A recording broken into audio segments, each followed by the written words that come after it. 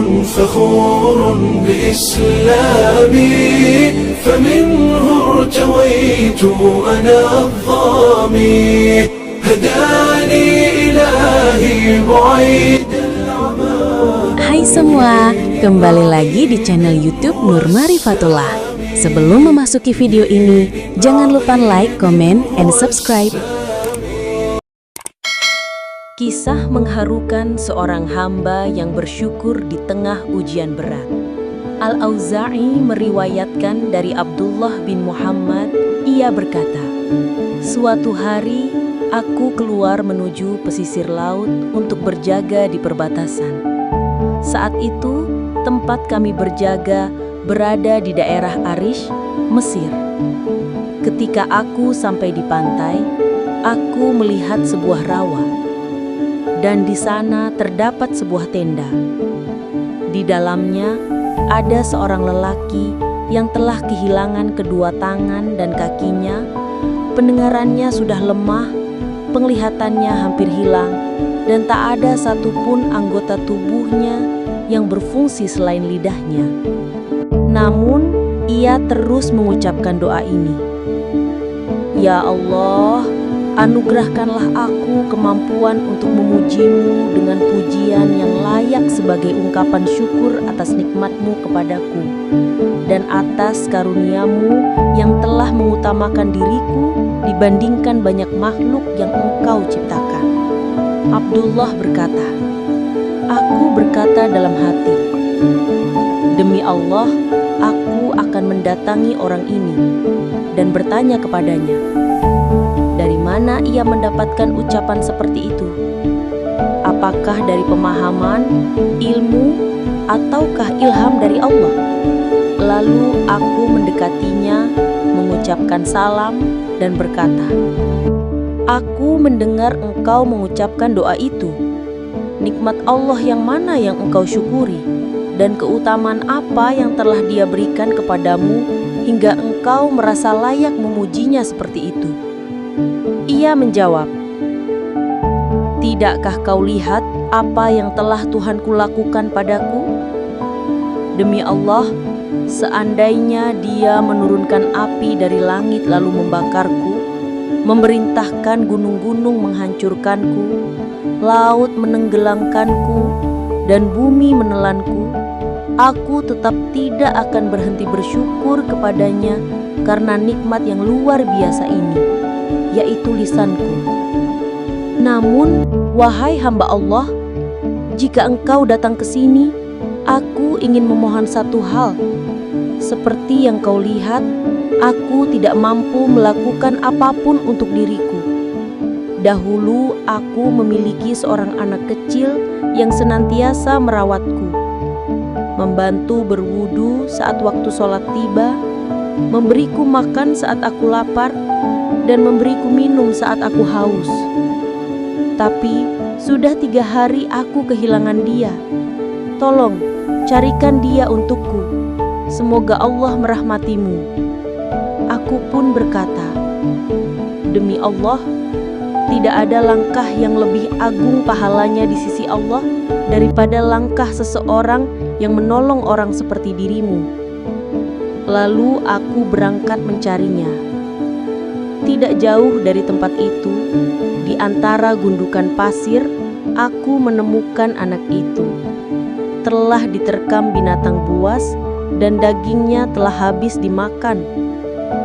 Aku pun mengucap, "Inna lillahi wa inna ilaihi raji'un." Hatiku gundah. Bagaimana aku bisa kembali membawa kabar seperti ini? Di tengah langkahku yang berat, tiba-tiba terlintas di hatiku kisah Nabi Ayub alaihi salam. Saat aku kembali dan menemuinya, aku mengucapkan salam.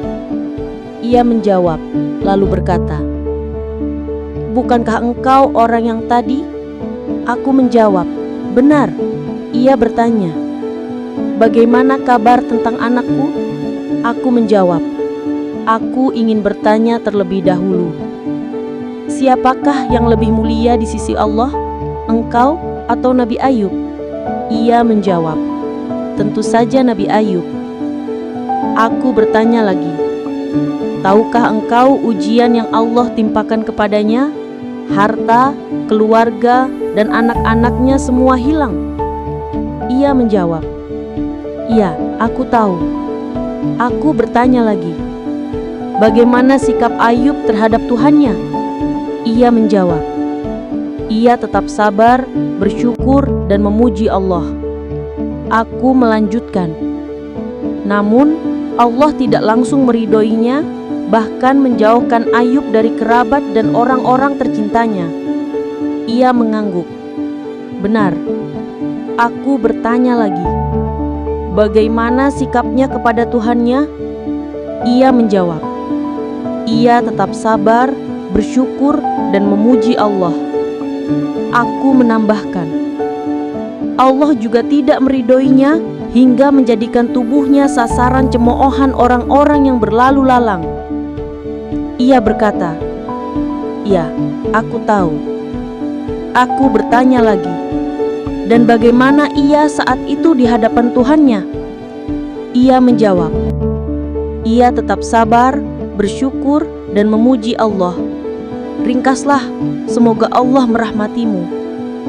Aku pun menundukkan kepala dan berkata pelan, anakmu yang engkau minta aku carikan itu, aku temukan telah diterkam binatang buas dan dimakan.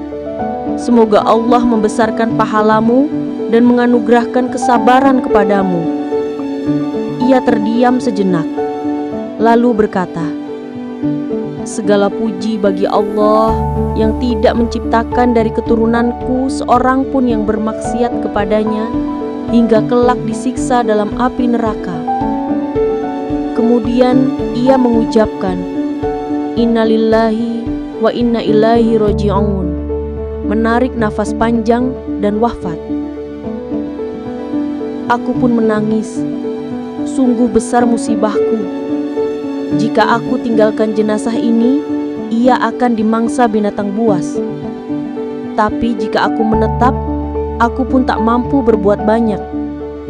Maka aku menutup tubuhnya dengan kain yang ada dan duduk di dekat kepalanya, menangis. Tiba-tiba datang 4 orang lelaki. Mereka bertanya, wahai hamba Allah, apa yang terjadi? Ceritakanlah kisahmu. Aku pun menceritakan semuanya. Mereka berkata, bukalah penutup wajahnya, barangkali kami mengenalnya. Ketika aku membukanya, mereka langsung tersungkur mencium matanya dan berkata, inilah mata yang selalu tertunduk dari hal-hal yang haram. Inilah tubuh yang senantiasa sujud di malam hari saat manusia terlelap. Aku bertanya, siapa dia? Semoga Allah merahmati kalian. Mereka menjawab, ini adalah Abu Kilabah Al-Jurmi, murid dari Ibnu Abbas. Ia adalah orang yang sangat cinta kepada Allah dan Rasul-Nya.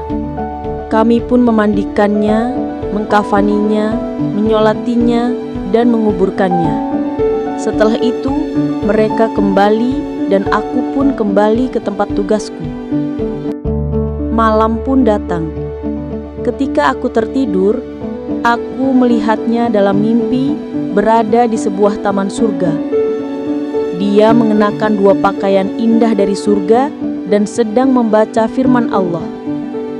Salam sejahtera atas kalian karena kesabaran kalian, maka alangkah baiknya tempat kesudahan itu. Aku bertanya, bukankah engkau sahabatku? Ia menjawab, benar. Aku bertanya lagi, dari mana engkau mendapatkan semua ini?